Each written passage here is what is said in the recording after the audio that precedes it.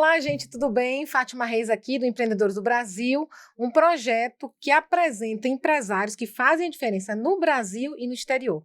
Meu convidado de hoje é o CEO da Bravo Scaling. Ele já negociou a venda de 3 grandes empresas, já criou mais de 11 negócios, é também escritor e palestrante. E melhor de tudo, gente, ele ajuda pequenos e médios empresários a escalarem os seus negócios. Meu convidado de hoje é Gui Peixoto Neto. Não sai daí, a gente volta já.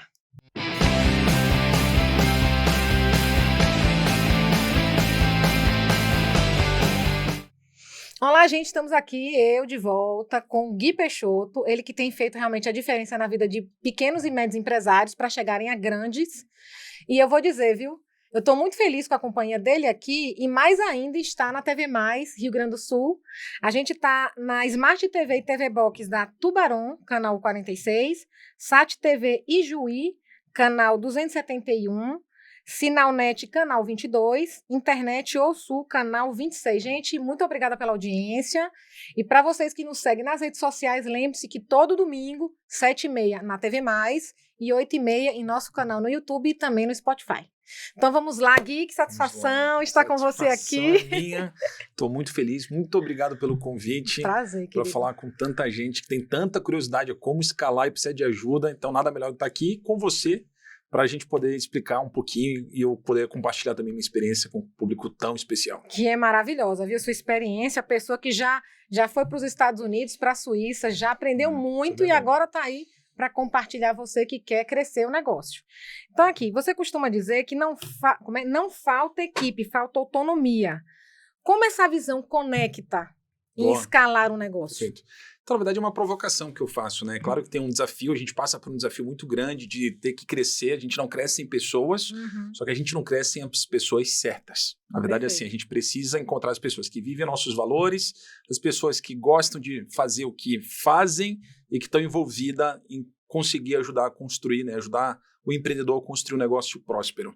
Então, quando eu falo isso, eu geralmente trago justamente para despertar no empreendedor que muitas vezes o crescimento dele não se dá porque ele está sendo o gargalo da empresa dele.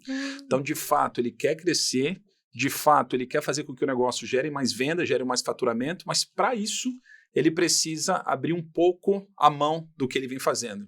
Por exemplo, uma das frases que eu gosto muito, um ensinamento que eu tive é que quando você é pequeno, você tem que, de fato, delegar e compartilhar aquilo que você não é bom, para você se dedicar àquilo que você é bom. Mas ao passo que você cresce, sabe, Fátima, sabe o que tem que acontecer? Você tem que começar a delegar aquilo que você faz bem, aquilo que você é bom. Porque se você não compartilhar e preparar pessoas que façam aquilo que você faz bem, você não consegue crescer. Porque sempre você vai criar aquela situação, aquela realidade que se você não fizer pessoalmente, nada vai funcionar.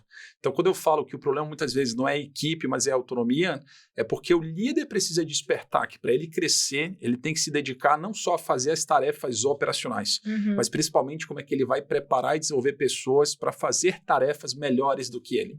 E se eu não tivesse feito isso, eu não teria construído de verdade mais de 11 negócios. Hoje eu tenho empresas que eu não envolvo nada no operacional, mas que levou tempo e eu tive que me dedicar para preparar pessoas melhores do que eu para poder tocar a operação. Então, isso é uma provocação que eu faço e eu espero que sirva para muitos empreendedores, sejam pequenos ou médios, possam começar a refletir se tem tarefas que eles não deveriam estar fazendo e insistem em continuar fazendo. Perfeito. E você vê isso muito ainda em alguns clientes que têm essa dificuldade realmente em soltar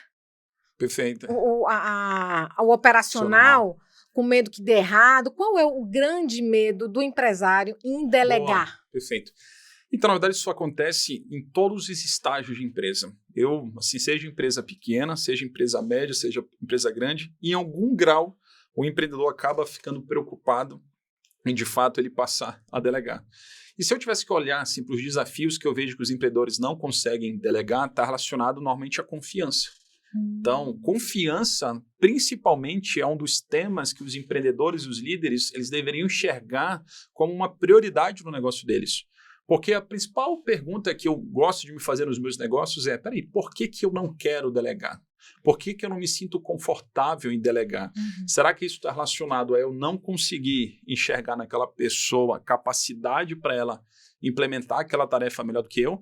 Ou também ela não consegue me gerar confiança suficiente para eu poder delegar para ela mais atividades. Então, é claro que confiança é uma via de mão dupla, então não basta só eu querer confiar, a pessoa tem que se tornar confiável, e para mim o melhor caminho para isso é a transparência e a franqueza.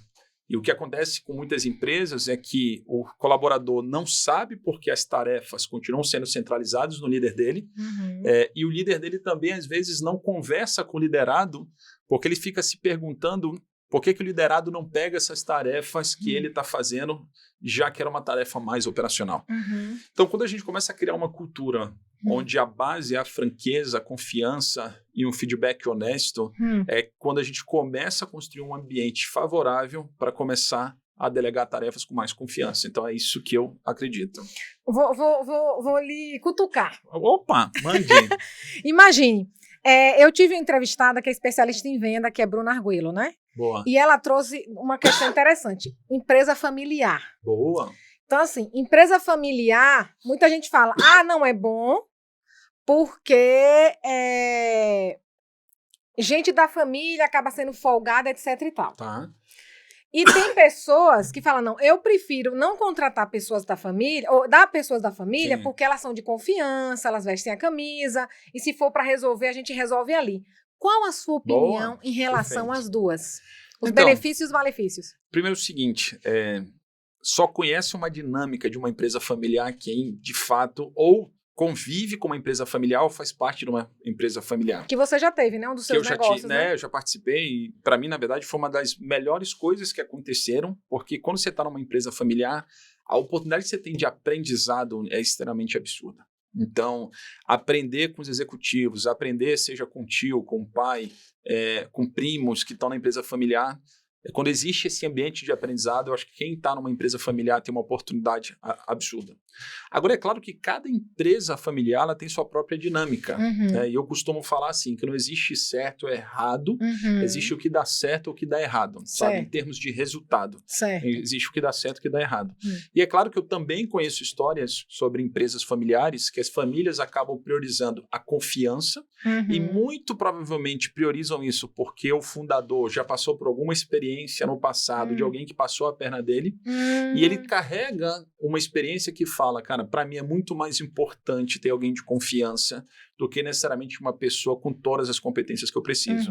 O que acontece é que no início isso funciona muito bem, né? Porque acaba que a competência talvez que ele aceita que aquela pessoa não tenha, porque ele preza mais a confiança, o próprio fundador ele acaba fazendo esse papel. Ele acaba absorvendo para ele e ele entrega resultado. Por que eu falo que no início funciona? Porque quando a empresa é pequena, tá tudo bem, mas quando a empresa é grande, fica mais complexa e o que ele precisa daquele familiar ou daquela pessoa que não é familiar, mas que ele preza muito a confiança, ele precisa que essas pessoas também desenvolvam novas competências. E existem pessoas, como todo ser humano, existem pessoas diferentes das outras, tem algumas que ao longo do tempo se acomodam e tem outras que não se acomodam. E o grande papel de um fundador é saber assim, até onde isso pode eventualmente estar afetando a dinâmica ou os resultados do meu negócio. Agora, um aprendizado duro que eu tive, mas que eu acredito que é importante é o seguinte. Se você colocar as vontades das pessoas ou a vontade exclusivamente das pessoas na frente da vontade do que é bom da empresa, isso não vai ser bom para as pessoas. Porque se uma empresa não dá resultado, uma empresa não cresce, não performa melhor que os concorrentes, a longo prazo ela não vai sustentar, ela vai deixar de existir. E as pessoas que foram beneficiadas de uma certa forma no curto prazo não vão ter uma empresa saudável e sustentável para mantê-las ali dentro. Para mantê-las ali dentro. Então, de fato, não é uma resposta fácil, mas pela minha experiência, eu vejo que essas dinâmicas têm que ser muito bem coordenadas, com seriedade e franqueza, para que, no final das contas, as empresas sejam as principais prejudicadas. Então, é bom que você também faz esse trabalho para empresas, né? Sim. Não, e o que ajuda muito é trazer essa experiência e eu ter convivido em empresas familiares dos dois lados, empreendendo empresa familiar, e dói, assim. Eu falo que eu conheci muitos sucessores e muitos herdeiros que não quiseram ser sucessores porque é um processo dolorido e que precisa tomar decisões, escolhas difíceis. Perfeito. Mas, por outro lado, é mega inspirador quando você está perto de uma família, quando você está perto de filhos que querem seguir o caminho da empresa e que precisam de ajuda, Isso é bom. ou filhos que não querem seguir o caminho da empresa, mas também precisam de ajuda. Então, Para até escolher a pessoa certa, né, Gui? para até colocar, porque no final das contas, acima, melhor do que ter uma pessoa da família por ser da família, que seja da família, que seja competente, Sim, ou perfeito. eventualmente uma pessoa que não seja da família, mas consiga viver e transmitir os valores da família e sustentar o negócio para bem da família por muito tempo. Então, essas conversas duras é muito difícil a família ter sem um apoio ou sem uma conversa externa, seja de alguém mentorando, seja alguém fazendo um trabalho mais a longo prazo. Então, eu acredito que ainda tem muita oportunidade de pessoas e empresas serem ajudadas nesse sentido. Quais são os bloqueios que hoje a gente vê, né, pequenos empresários que têm bons produtos e bons serviços, mas estão bloqueados e não escalam, não crescem? Me diga aí, qual o problema? Então, na verdade, assim, eu acredito que tem muito e centenas, se não milhares de empreendedores que fizeram um bom produto, mas eles não conseguem, seja vender ou seja crescer. E eu gosto de olhar sempre para 4 decisões que todo empreendedor ele tem que tomar para se perguntar se o negócio dele, de fato, está indo para um caminho bom e está escalando ou não. Que é quando a gente olha para pessoas, estratégia, execução e caixa. Quando olha para pessoas, pode ser que esse cara tenha um bom produto, mas ele está com as pessoas erradas nos lugares errados que não estão sabendo vender o produto. Sim. Ou elas podem ser até pessoas certas que têm os valores deles, mas ela não foi treinada e capacitada. Ou na hora da contratação, se esperava que era uma pessoa que tinha as competências, histórico de boas vendas, mas é uma pessoa que, talvez por não ter percebido um processo seletivo, mostrou que não consegue entregar resultado e bater metas. Quando a gente olha para a estratégia, por mais que a gente tenha um produto bom, a gente tem que se perguntar para qual cliente a gente vai vender e para qual cliente a gente não vai vender.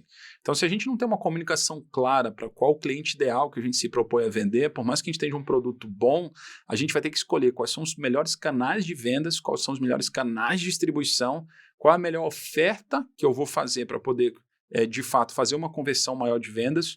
Então, não basta só para olhar para as pessoas certas. Será que a gente tem uma estratégia clara sobre para quem eu vou atender, como eu vou atender e que experiência eu vou gerar para esse público reconhecer que, mesmo que ele tenha um preço eventualmente superior que o mercado, eles percebem mais valor que o concorrente consegue transmitir? E quando a gente olha para a execução, por mais que tenha uma estratégia clara para qual cliente, se você não tiver ritmo e frequência para acompanhar essa execução, você não vai garantir que a estratégia gere resultado.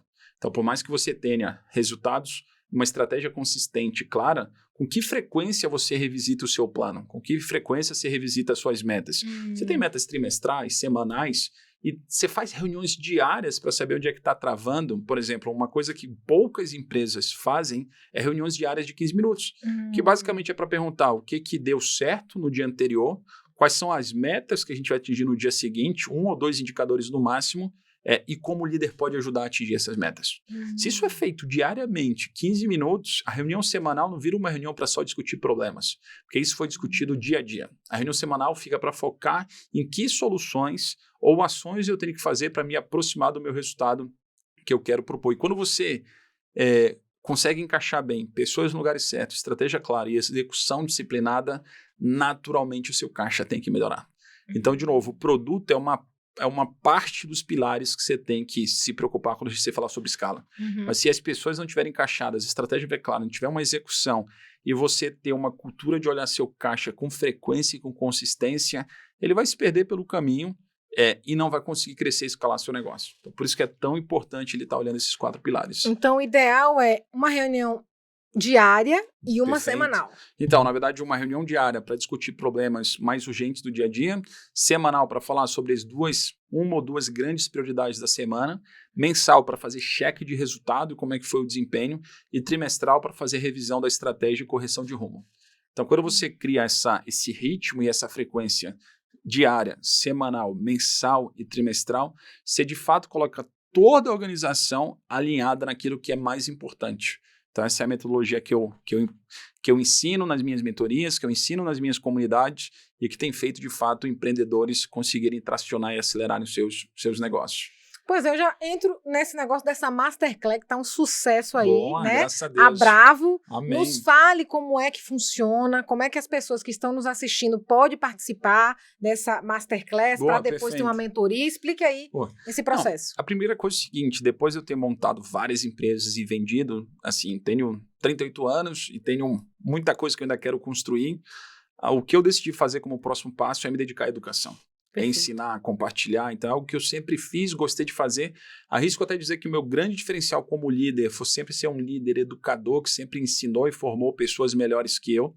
E isso tem dado certo, os resultados mostram que deu certo. Bacana. E a primeira coisa que eu quis fazer é o seguinte, cara, eu quero separar um dia no mês da minha agenda para ensinar empreendedores de forma gratuita.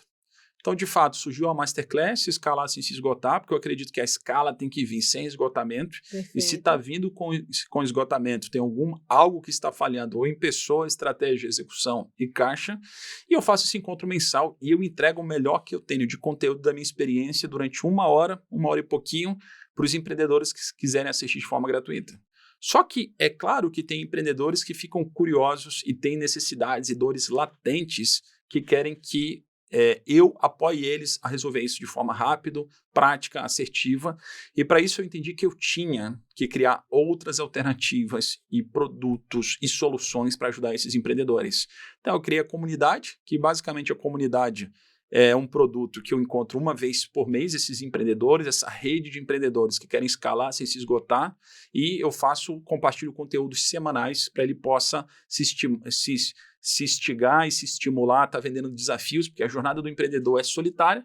Mas quando você tem uma comunidade que vive as mesmas dores e compartilha, isso fica muito forte.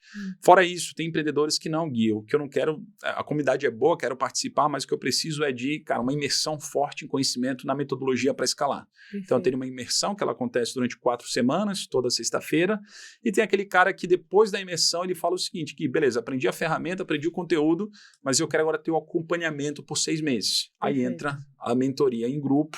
Premium. Então, premium, mas totalmente acessível. E assim, eu tenho uma filosofia muito grande. Eu não decidi eu não decidi deixar de empreender para os meus negócios, para ajudar outros empreendedores a crescer os negócios dele, se não fosse para gerar valor. Então, eu tenho uma premissa grande que, cara, o que ele investe tem que voltar mesmo. E eu acompanho isso através dos números que a gente monta, os números que a gente entrega. E é claro o seguinte, sabe, Fátima, no mercado sempre vai ter alternativas, assim como tem alternativa de vários postos de combustíveis, tem alternativa de várias transportadoras, sempre vai ter pessoas e produtos e serviços diferentes. E o que eu fiz com a Bravo, na verdade, é para trazer aqueles empreendedores que querem mais profundidade, mais conteúdo, como tu falou. Minha formação, passei para o Harvard, para o Wharton, passei para o Columbia, Stanford, Kellogg, então, melhores faculdades de negócio do mundo, mas eu combinei isso com toda a minha jornada, né? Eu empreendo desde os 22 anos, e hoje eu estou vendo uma carência grande de empreendedores que querem mais a prática do que a teoria. Sim. Que a teoria, na verdade, sirva só para fundamentar mais a prática. Perfeito. Então, eu encontrei essa oportunidade, então estou muito feliz com a Masterclass, com a comunidade, com as mentorias, com as imersões, e de fato é o que eu escolhi para minha vida, é meu propósito, porque cada depoimento, cada feedback que eles me dão, de fato, é o principal motivo que eu esteja fazendo isso. Saber da transformação das pessoas é outra coisa, né? Isso aí, é o mais importante. Muito. E ele já começou a transformação com o livro dele, né? Que ele lançou ano passado, né? É verdade. 101 princípios essenciais do empreendedorismo. A versão em rosa que eu ganhei, Sim, né? Especial. Eu ganhei assim que foi lançado, tá? E a gente também ganhou aqui pro meu marido, ele deu em inglês, ó. Você que gosta só de ler inglês, tem a versão em inglês também. E tem em português para homem também, tá, gente? Aqui na cor preta, tá? Não tem a rosa, não. Então, fantástico. Aí, antes... Vai ter um intervalo, tá? Mas antes disso, eu já pergunto, e vou fazer a pergunta de novo. Como foi que nasceu a ideia de escrever um livro? Você conversa já? Boa. Depois do intervalo. Boa. Então, gente, não sai daí. Um breakzinho rápido, a gente volta já.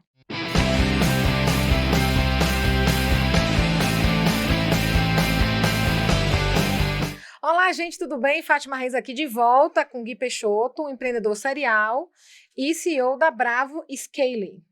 Então, vamos lá, Gui, me conte. Quando foi, nasceu nasceu quando foi lançado, né? Mas ela nasceu bem antes. Perfeito. Quando foi que disse assim, eu quero ajudar pequenos empresários através de uma leitura. Boa. Que é maravilhosa. Primeiro assim, eu fui provocado, né? Que eu acho que às vezes acontece isso. Na sua jornada, na sua vida, tem coisas que você faz porque você percebe, tem coisas que são pessoas boas que estão em volta de você que falam, cara, você tem que tirar do papel. Então, primeiro foi um mentor meu, João Cordeiro, que falou, cara, você consegue combinar a experiência acadêmica com a experiência prática, então, cara, isso dá um bom livro. Ele acabou me apresentando para o Edu Vilela, e o Edu comprou demais o projeto, comprou demais ter um material, né, e um livro que pudesse combinar as duas coisas, cara, teoria e prática.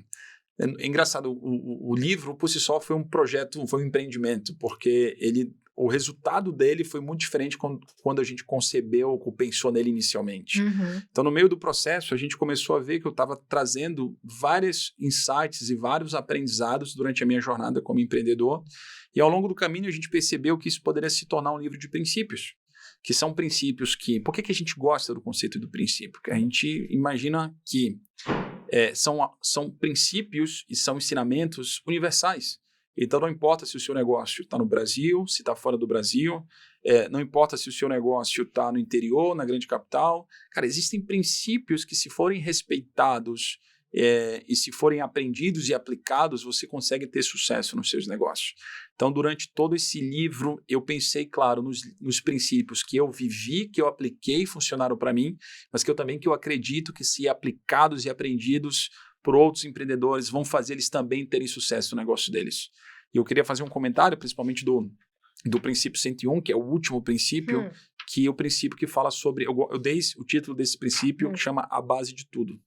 E o princípio fala sobre humildade.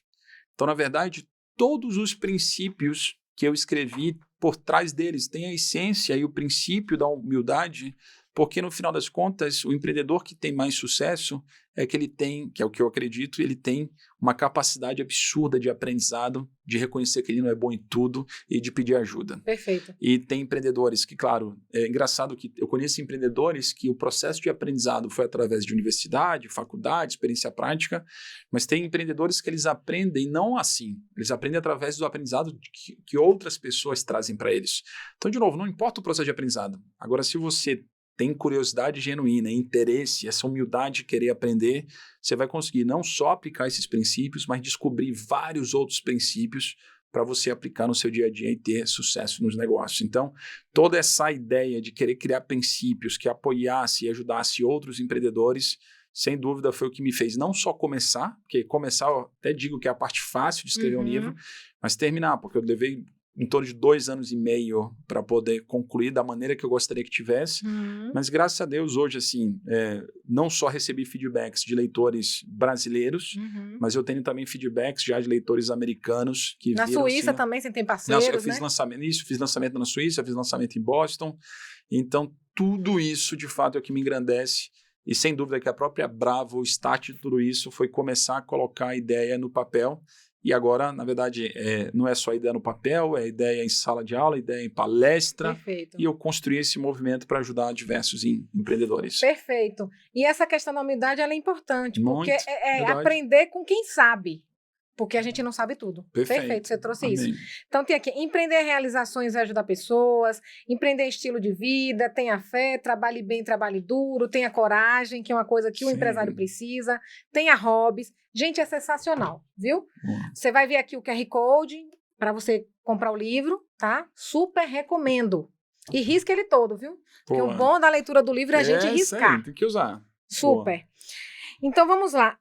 Uma coisa que, assim, você ajuda muito líderes a escalar negócios. Perfeito. Mas o que tem que pensar primeiro? É na gestão de pessoas ou na gestão de... Como é o sistema de gestão, né? Boa. Então, de novo, eu costumo falar que, como eu comentei, tem aquilo que dá certo, tem o que não dá certo. Na verdade, assim, eu já vi empresas que começaram por sistema de gestão, já vi empresas que começaram por pessoas. Eu acredito que o primeiro passo são as pessoas. Porque, no final das contas, por mais que exista até um sistema de gestão pronto, se você tiver as pessoas erradas, o próprio sistema de gestão ele vai ser ineficiente, ele não vai dar o máximo de eficiência que ele poderia dar. Perfeito. E as pessoas, assim, quando você pensa em estratégia, eu lembro que eu li um livro certa vez E o empreendedor ele insistia muito que ele tinha que pensar na estratégia, que ele tinha que pensar na visão de longo prazo. E o Jim Collins, na verdade, é um autor que eu gosto muito, ele traz muito o conceito de que você precisa trazer primeiro as pessoas certas para dentro do ônibus, para dentro do barco, né? Então, assim, primeiro traga as pessoas certas para dentro do barco. É claro que eu acredito assim, as pessoas certas são as pessoas que você tem hoje no seu negócio. Então, eu digo assim, cara, não sai demitindo as pessoas. Primeiro, absorva que quem está com você foi que te escolheu e você escolheu elas. Só que a partir disso, você tem que agora criar um processo de avaliação para saber se elas estão vivendo os valores como você gostaria e como elas defenderam que viveriam e se elas têm as competências que disseram que teriam e se estão de fato sendo produtivas. Então, para mim, eu acho que o primeiro sistema que tem que ser criado é um sistema de avaliação das pessoas. Perfeito. Que seria a ferramenta de assessment? Assessment, tem várias ferramentas no mercado. O que eu gosto é de uma ferramenta relativamente simples. Sim. Eu sei que tem pessoas ou organizações que têm que fazer algo mais profundo, Sim. mas basicamente eu gosto de fazer uma matriz de 0 a 10, avaliar o quanto aquela pessoa vive os valores, de 0 a 10, o quanto aquela pessoa de fato está produzindo e entregando. Eu gosto dessa ferramenta e da simplicidade dela, talvez não é para você destrinchar e ter a ciência exata de quem é a pessoa, mas pelo menos você destacar quem são aquelas pessoas que na sua visão entregam mais e vivem mais seus valores, deveriam ser reconhecidas, e quais são aquelas pessoas que destoam, que parece que não vivem os valores e não entregam. Então, de fato, só de você destacar quem são os outliers, assim, os que são os fora da curva, seja para mais, ou seja ponto positivo ou não, você já tem decisões para tomar. Porque quando você começa a reconhecer as pessoas que performam bem, você fortalece a cultura de meritocracia. Quando você começa a tomar decisões para ser justo e coerente com a equipe sobre quem não está performando, você também está fortalecendo a cultura de meritocracia. Então não adianta só tratar os bons e não tomar decisões para quem não está performando bem, não está vivendo os valores.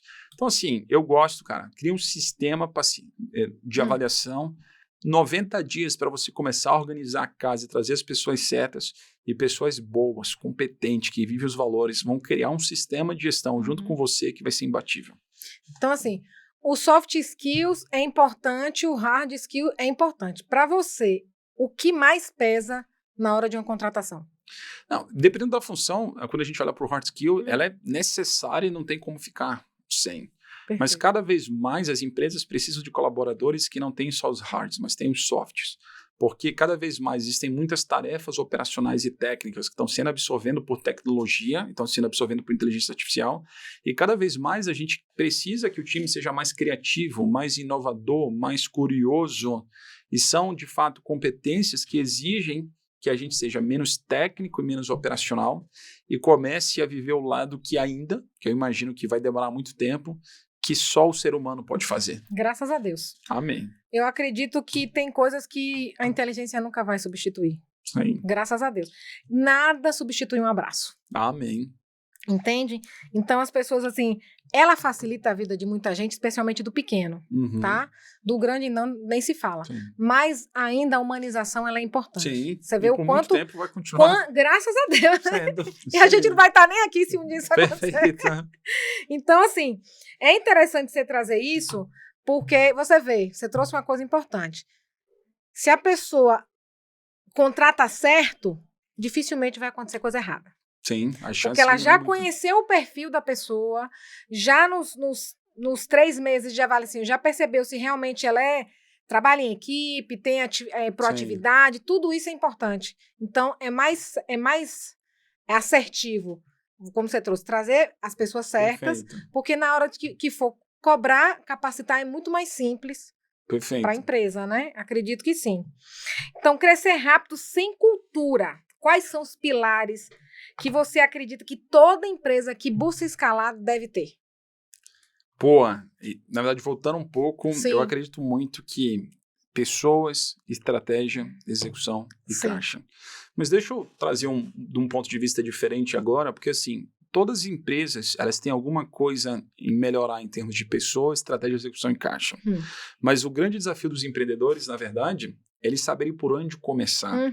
Porque tá bom, então vou começar por pessoas... Não, você tem que começar por onde está doendo mais. Por onde tá, tipo, uma pergunta que eu adoro fazer para os empreendedores é o que está tirando mais teu sono? Todo mundo tem algum motivo que está dormindo mal ou que poderia estar dormindo melhor. Sim. E quando a gente olha para o contexto da empresa, normalmente ela está relacionada a algum desses pontos. E não tem nada que mais tira o sono do empreendedor que a falta de caixa.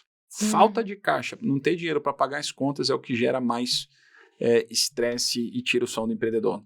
Mas essa falta de caixa, ela normalmente está relacionado ou em pessoas, que ele continua tolerando pessoas erradas no lugar errado, e ele tem que tomar decisões duras, difíceis, ou está relacionado a processos, porque por mais que tenham as pessoas certas, estão executando o processo de forma errada, ou por mais que tenha uma estratégia, uma visão, uma missão, um ponto para se chegar, ele não sabe os principais diferenciais competitivos, que eu gosto de chamar de promessas de marca.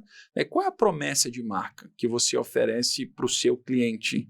Uma promessa ao ponto do cliente te preferir e não preferir o teu concorrente. É atendimento? É eficiência? Então, tem vários... Agilidade. Então, quais são as palavras que te tornam diferente do teu concorrente? E muitas vezes, por mais que ele tenha estratégia de pessoas, cara, ele nem reúne com a equipe dele, ele nem checa desempenho, ele não de fato, implanta hábitos que façam com que as pessoas sejam mais disciplinadas. Eu acredito muito no poder da disciplina e na gestão com rotina. É claro que se você tem uma rotina que você pode automatizar, trazer mais eficiência e menos dependente das pessoas, cara, você está em outro patamar. Mas se você sabe muito bem como mexer nessas 2, 3 frentes, naturalmente o teu caixa vai melhorar. Então, por isso que eu enxergo que para escalar você tem que estar olhando essas 4 frentes. Não, muito bacana, porque querendo ou não a gente sempre volta nesse tema, né? Sim. Porque o pequeno ele não pensa realmente na cultura. Sim. Isso é fato. Então, você trazer essa masterclass para começar a abrir a visão das pessoas e elas começarem a querer, Gui, eu quero um pedacinho desse bolo, é fantástico, né? Mas aí eu trago esse ponto que é uma coisa, líderes que têm dificuldade em delegar porque ninguém faz tão bem quanto ele. Boa. Como é que quebra isso? Gui, me conte aí. Você sabe que essa pergunta vale $1 milhão, não né? É? Mas vamos trazer aqui de graça. Por favor. Claro. Eu acho que, de novo, eu acho que está muito relacionado um pouco sobre o que ele pensa sobre o futuro dele, né? Por exemplo, existem líderes que têm estágios diferentes, então momentos de vida diferentes. Existe o executivo, o líder que quer crescer na carreira dele, e para ele crescer, ele tem que entregar um resultado acima da média dos pares deles. Então, ele vai ter que ou ter pessoas no time dele que performam melhor, ter uma estratégia diferenciada ou executar melhor que os outros pares, né? Mas, de novo, o maior diferencial que eu ainda enxergo é você ter pessoas acima da média. Você ter o que eu gosto, que o Verne Harnish fala muito sobre os A-players, quem são os talentos, de fato. Então, muito provavelmente, a gente volta para aquele contexto de ou ele não está delegando, porque ele não tem pessoas que suficientemente ele confia e que ele tem como filosofia preparar elas para fazerem coisas que ele faz. Certo. Então, se ele não tiver essa mentalidade, cara, não importa ter o melhor time, que por mais que tenha o melhor time, e ele não enxergar e não ter essa filosofia de delegar, ele não vai delegar. Ou existe, de fato, vários receios e vários medos de delegar e ele acabar sentindo mais ele ter mais sentimento de falta de utilidade dentro da organização. Então, eu acredito que os empreendedores, primeiro, ou líderes, eles têm que se perguntar o que eles querem para os próximos 3, 4, 5 anos. E eu acredito que crescimento está relacionado a você se libertar de coisas que você faz hoje. Então, se você sabe que para fazer novas coisas, viver uma nova vida, você tem que deixar de viver a vida que você está vivendo hoje, naturalmente vai passar por um processo de você criar sucessores, que podem ser sucessores de uma área, de um departamento, ou podem ser sucessores de uma empresa. Então, no final das contas, eu acho que essa dificuldade está muito relacionada a ele descobrir o que ele quer fazer, ou o futuro que ele quer construir. Porque está muito claro o futuro que ele quer construir, no mínimo ele quer crescer ou ter uma qualidade de vida melhor, eu penso que naturalmente deveria ser um dos objetivos, ele estar menos no operacional e trazer pessoas melhores que ele para fazer essas atividades. Não, isso é legal. Como você diz, não tem problema ter uma pessoa melhor que você para fazer aquilo. Isso aí, tá tudo bem. Porque justamente, hoje você já delegou para sua equipe, você tem 2 grandes negócios aí, que você não se preocupa. Sim, perfeito. Você realmente viaja, tá trabalhando com educação, com palestra agora. Imagine se você tivesse com a cabeça lá. Não, e por muito tempo eu não pude fazer o que eu estava fazendo porque a cabeça estava lá. E é libertador quando você consegue. Eu, de novo, sou muito grato aos sócios que eu tenho, ao time que eu tenho, porque se eu não tivesse eles e os sócios que eu tenho, eu não estaria construindo esse movimento de educação. E eu te falo o seguinte, a primeira venda que eu fiz, eu liguei para eles e agradeci por eles estarem levando as empresas e construindo esses cases com muita desempenho, com muita coragem, com muita franqueza. E aí, de novo, você acaba que eu crio um movimento, né? Então, na verdade, a gente cuida dos outros dessa comunidade, cada um sabe muito bem seu papel e cada um sabe o que vai ser recompensado, porque, de fato, esse sacrifício tem alguma recompensa, seja a recompensa financeira ou em termos de sucesso e de realização pessoal. Então, de fato, na verdade, assim, eu até escolhi muitas pessoas erradas para descobrir quem são as certas. Mas eu te falo, cara, as poucas pessoas erradas, as poucas pessoas certas que você escolhe compensam as pessoas erradas que passaram na sua vida. Assim, eu sou a prova viva que isso é real. É real, é verdade. Sou muito grato a eles comprarem a minha ideia, comprarem essa visão e a gente está construindo cada vez mais um movimento muito forte e que vários empreendedores agora, eu focado na educação, na comunidade de mentoria, possam conviver e caminhar junto com a gente para viver isso também. E quando foi que essa chave sua virou? É interessante você trazer o seu testemunho, né?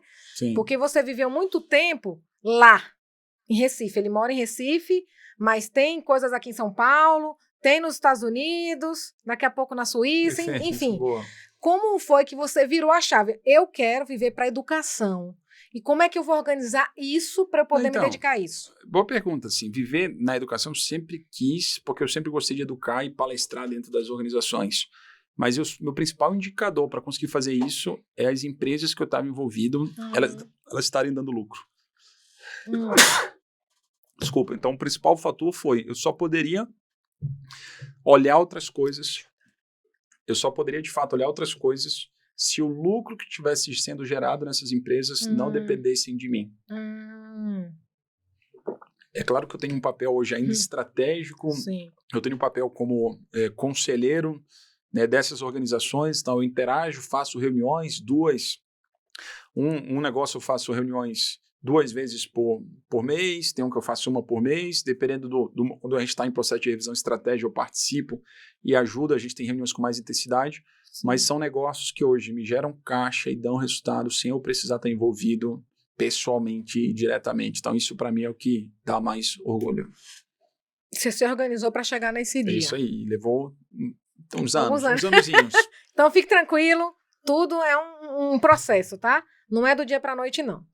Então, não fique aí ansioso, porque não, eu vou ter que passar a bola para alguém. Não, tudo é um processo. Tudo é um processo. Né? Isso que é bom.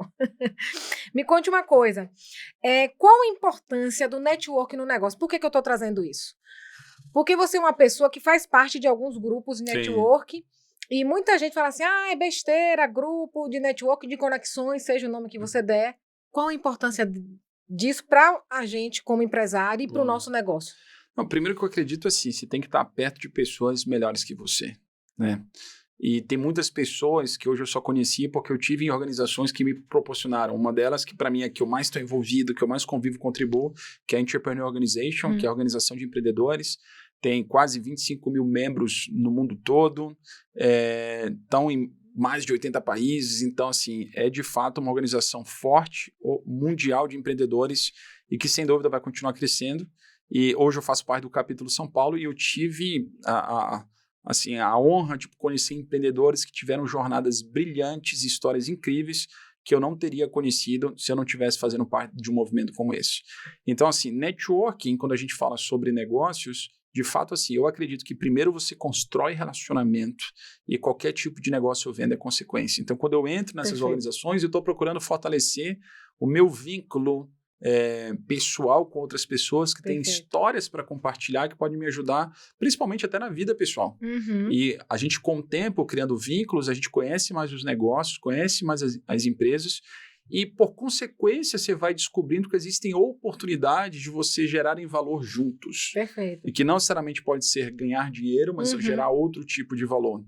Então, para mim, network está relacionado a conhecer mais pessoas, pessoas que podem te ajudar e te apoiar na sua caminhada, na sua jornada. Perfeito. Todo empreendedor tem que fazer parte de algum movimento ou de algum grupo que gere valor para poder acelerar o crescimento dele, não só dele, mas dos negócios, mas que principalmente ele esteja procurando primeiro para ele se fortalecer pessoalmente, para ele trocar experiências da sua jornada pessoal e que falar de negócio seja sim um dos objetivos, mas que seja consequência de você estar construindo uma relação forte e verdadeira. E é isso que hoje eu tenho na IO, e não só aqui no Brasil, mas eu tenho relacionamentos na Arábia Saudita, nos Estados Unidos, vários países e lugares na Europa, né? Na Europa, lugares diferentes. Então, é uma rede muito forte que me dá acesso ao mundo todo. E dá um suporte, né? Sim. A gente tem que pensar assim, a gente tem que ser interessado no outro, não interesseiro. Então, tem muito essa dificuldade das pessoas entenderem, eu vou entrar num grupo, não dou nada, não contribuo com nada, eu só quero receber. Não funciona, tá? Então, seja generoso, porque automaticamente alguém vai ser generoso com você também, tá? Amém. Mas a gente se pensa assim, se não for, eu vou morrer. Não. Vá desprendido dessas coisas, né, Gui? Isso aí. Porque senão não funciona. Então, assim, falando de network, possibilidades, eu no mês de julho lancei, né, participei dessa obra coletiva da Editora Gente. O organizador foi Geraldo Rufino, meu padrinho aqui em São Paulo, e mais 25 colegas, falando sobre propósito, sobre venda, liderança, conexões. Meu capítulo é o 16. Então, se você tem interesse desse livro, tá aqui o QR Code também para você comprar. Então, livro é sempre bom. E se você puder presentear alguém, melhor ainda. Melhor né? ainda. Acho que conhecimento Muito a gente bom. tem que compartilhar Incrível. sempre. Essa experiência do livro foi muito bacana. Imagina. E boas conexões surgiram, né? Porque, querendo ou não, a gente acaba se envolvendo. De 27, comigo e o Rufino, então 25 pessoas que eu conheci, 7 pessoas a gente se teve match, né? Como fala. Que legal, isso aí. Então, isso é muito importante. Então, antes do ping-pong, a gente vai para o intervalo e volta já, não sai daí.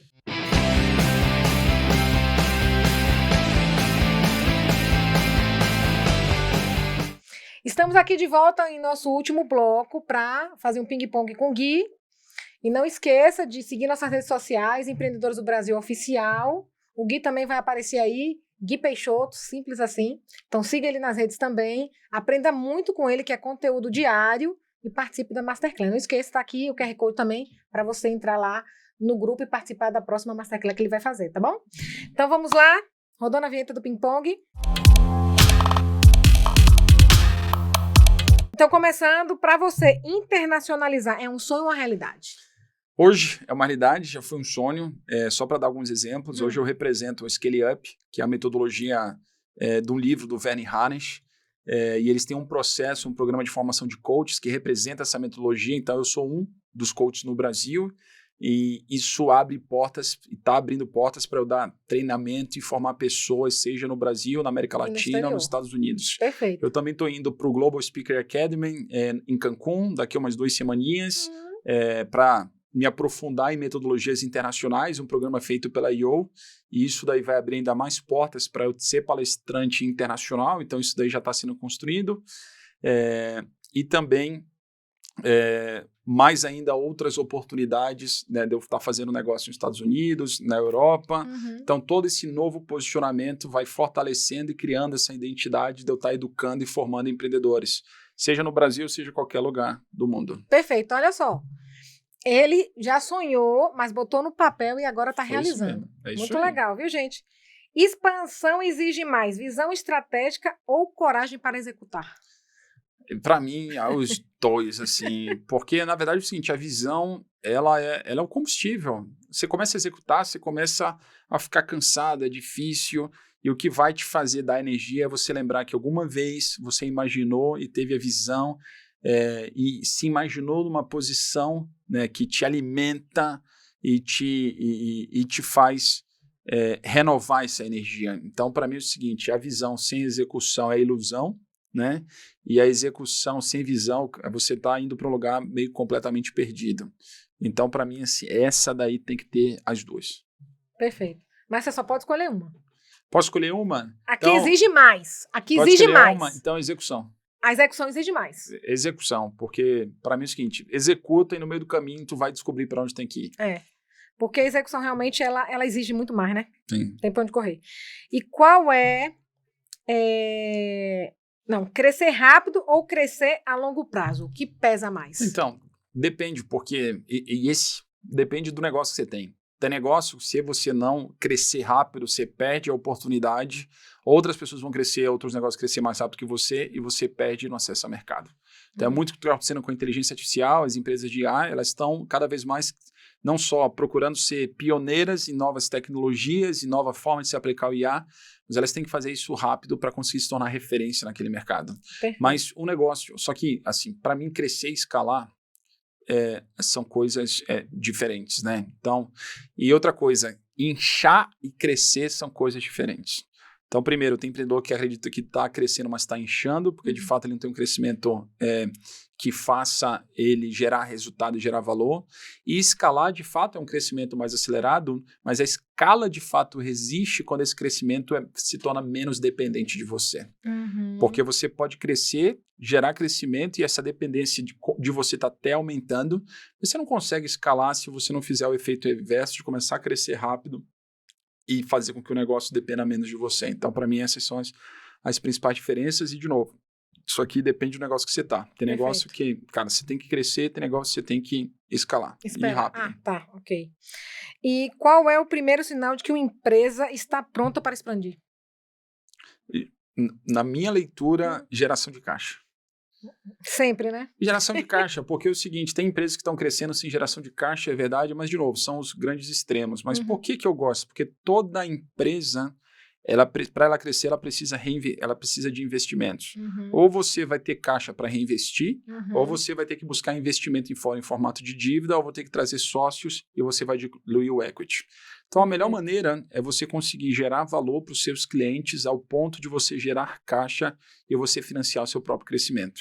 Então, falar que você está pronto a crescer, mas você não tem, você não está gerando, principalmente resultado operacional, é um desafio. Você pode ter até uma empresa que ela, na última linha, ela não está dando resultado financeiro, porque eventualmente ela está carregada de despesas financeiras, principalmente, mas ela tem que principalmente estar gerando um resultado operacional, um caixa operacional crescente. Então, a operação tem que estar gerando valor. Porque se você cresce um negócio que a operação não está gerando valor, de novo, você vai escalar o caos. E escalar o caos, você só vai acelerar o seu processo de quebra. E quando se fala de equipe, contratar mais gente ou dar mais autonomia para quem já está na empresa? Depende da fase da empresa, né? Mas sempre olhar para dentro de casa primeiro. Assim, eu sempre gosto de olhar para dentro de casa primeiro. Agora, olhar para dentro de casa primeiro não quer dizer que você vai promover as pessoas que estão. Porque há muitos empreendedores, eles optam por isso, mas pode acontecer da pessoa que você quer promover ou quer contratar, ela não tem as competências ou as habilidades para sustentar o crescimento para a sua próxima fase. Então, assim, primeiro olha para dentro de casa para criar um sentimento de meritocracia e valorizar, né, a prata da casa.